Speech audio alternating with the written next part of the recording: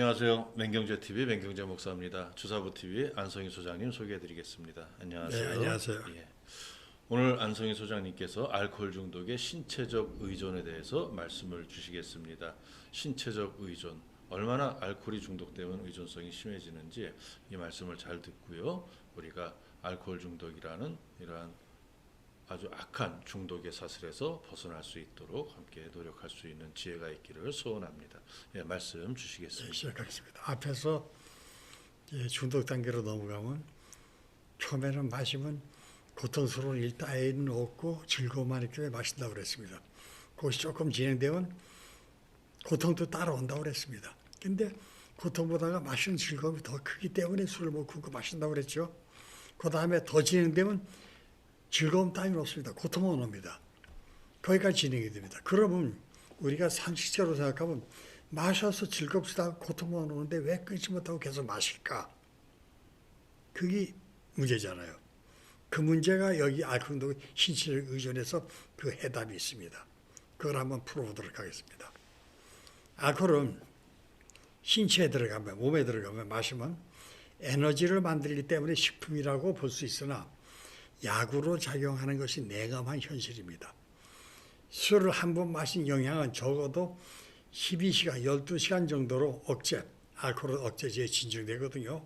억제 후의 흥분이라는 형태로 뇌에 남습니다. 술을 많이 마신 경우에는 조금 더 흥분이 길어집니다. 만성적으로 술을 마시는 경우에는 음주 정도에 따라 다르나 그 영향은 며칠에서 일주일은 남습니다. 술을 두 번째 마실 때에는 첫 번째 마실 때보다 더 많은 양을 마시지 않으면 같은 정도의 취기가 오지 않습니다.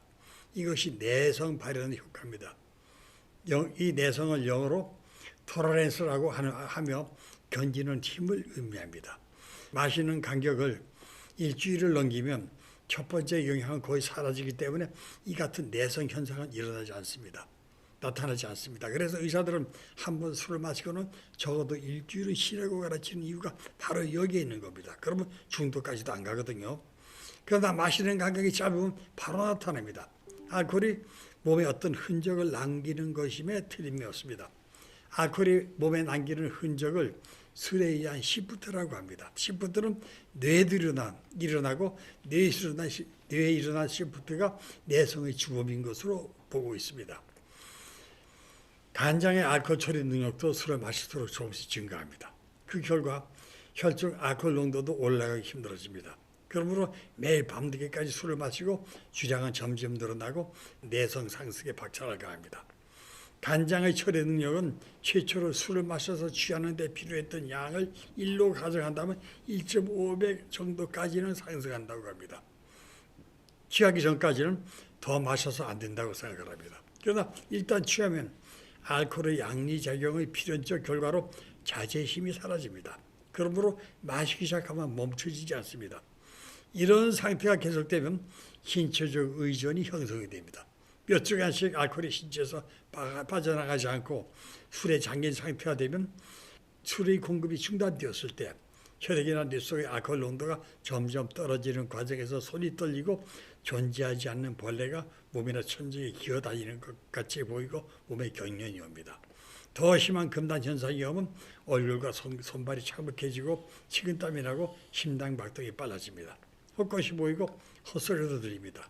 의식은 몽롱하여 일기를 올바로 인식하지 못합니다. 황당한 헛소리라고 이해할 수 없는 행동을 합니다.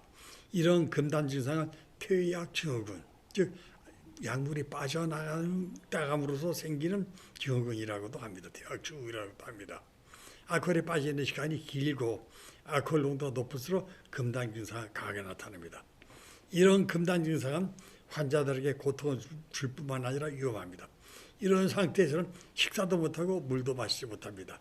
난폭해져서 상처를 입기도 합니다. 탈수 방지를 위해서 링거를 주사해야 하나 날뛰기 때문에 그것도 불가능합니다. 이런 이유로 환자의 체력은 급격히 소모되고 생명까지 위험하게 됩니다. 이런 금단은 술에 익숙한 신체가 술 없는 신체로 변해가는 과정에서 겪어야 하는 통과 의례로 치부할 수도 있습니다.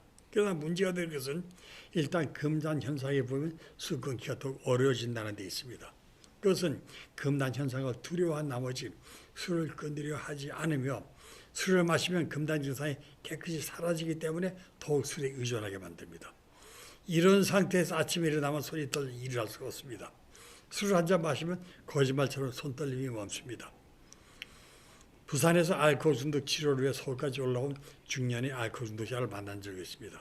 그는 자신이 중독인 줄 알면서도 술을 끊지 못하고 계속 마실 수밖에 없었던 이유를 다음과 같이 말했습니다. 그에게는 아직 어린 두 아들이 있었습니다. 아침 식사 시간이면 밥상을 차려놓고 아내가 그를 부릅니다. 밥 먹으라고요. 그는 특히 아침 식사 시간이면 손이 떨려 도저히 밥을 먹을 수가 없었습니다. 그래요 식탁이 앉기 전에 그는 재빨리 숨겨둔 술을 찾아서 단숨에 소주 반 병 정도로 해장술을 마십니다. 그리고 술기가 돌 때까지 기다렸다가 식탁으로 돌아갑니다. 그리고 천연덕스럽게 술 마신 사실을 숨기고 어린 아이들과 함께 아침밥을 먹습니다. 왜 그랬을까요? 그는 손을 벌벌 떠는 아버지의 비참한 모습을 어린 아이들에게 보여줄 수 없지 않느냐고 오히려 반문을 했습니다. 이런 극심한 손떨림도 독한 술 한 잔이면 거짓말처럼 사라집니다. 창자까지 올라올 것 같은 헛구역질과 타는 듯한 조갈도 해장술 한 잔이면 씻은 듯 사라집니다. 신체적 의존이 완성된 겁니다. 이때 마시는 술 한 잔, 즉 해장술이 알코올이 만든 병의 빔시 치료하게 된다는 역설, 술에 의한 변화가 술로 해소되는 겁니다. 저도 알코올 중독 말기에 이르렀을 때 신체적 의존 상태에서 일을 할 수 없었습니다. 손떨림이 극심한 상태에서 도저히 일을 할 수 없었습니다. 그래서 하는 수 없이 출근부에 도장을 찍고 잠시 밖으로 빠져나갑니다. 그리고 소주 한 병을 사서 반병으로 해장술을 마시고 술 냄새를 지우려고 껌을 사서 씹으며 사무실로 돌아갑니다. 그래야 떨리던 손이 풀려 일을 할 수 있었습니다.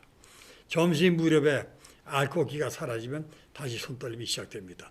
그래야 알코올 중독자로서 낮술 마시는 모습을 중독자들에게 감추려고 혼자 직장에서 멀리 떨어진 곳에 식당을 찾아 반주와 함께 점심을 먹었습니다. 이렇게 금단 증상이 생긴 상태에서의 몸은 수없이 지탱이 되지 않습니다. 이걸 신체적 의존이라고 합니다. 여기까지 마치도록 하겠습니다. 예, 말씀 잘 들었습니다. 신체적 의존 상태까지 이르면은 참고 삶이 많이 파괴되고 굉장히 주변 사람들까지 이제 뭐 알게 되겠죠. 그 어디까지 숨길 수 있겠습니까? 꼬리가 길면 밟힌다고 했는데 이러한 상황이 되지 않도록 우리가 알코올을 좀 지혜롭게 다룰 수 있는 그러한 우리 삶의 지혜가 필요한 것 같습니다. 무엇보다도요 믿음이 있으면 알코올 끊을 수 있습니다. 예, 오늘 말씀 감사합니다. 네, 감사합니다.